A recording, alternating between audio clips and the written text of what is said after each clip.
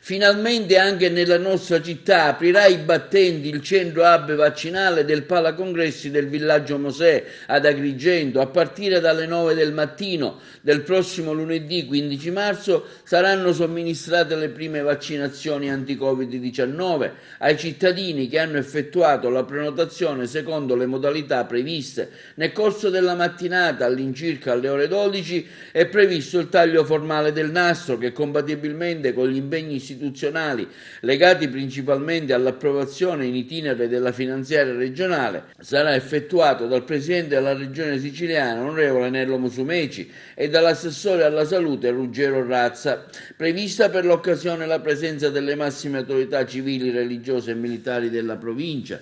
La struttura del Villaggio Mosè, allestita in maniera moderna e funzionale in tempi brevissimi, è stata resa disponibile dall'ente parco Valle dei Templi, gestore dello stabile, grazie a un protocollo d'intesa sottoscritto alcuni giorni fa dal commissario straordinario dell'ASP Mario Zappia e dal direttore del parco Roberto Sciarratta. Intanto, come vediamo dalle immagini, la struttura è stata sottoposta a una totale riconversione, si è provveduto alla pulizia degli ambienti esterni, fino a pochi giorni fa piena di erbacce. All'interno, nella zona dedicata alle cucine e agli spazi espositivi, sono stati allestiti 5 corridoi contenenti una decina di postazioni che consentiranno ai pazienti di avere somministrato il vaccino. Le persone saranno ricevute in apposite zone di attesa, registrate e sottoposte ad anamnesi, la storia clinica e la raccolta dei sintomi e dei fatti di interesse medico riferiti dal paziente o dai suoi familiari, e viene raccolta con l'obiettivo di arricchire il quadro delle informazioni utili a una diagnosi corretta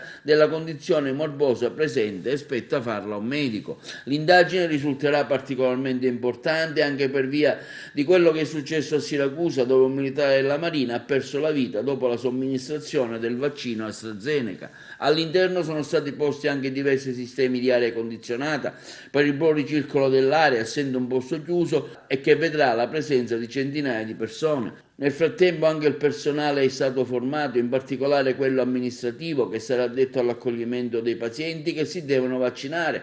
C'è poi il settore della certificazione che verrà data dopo aver fatto il vaccino. A fare bella mostra di sé le scritte certamente incoraggianti presenti per chi si reca sul posto. La bella stagione comincia da qui.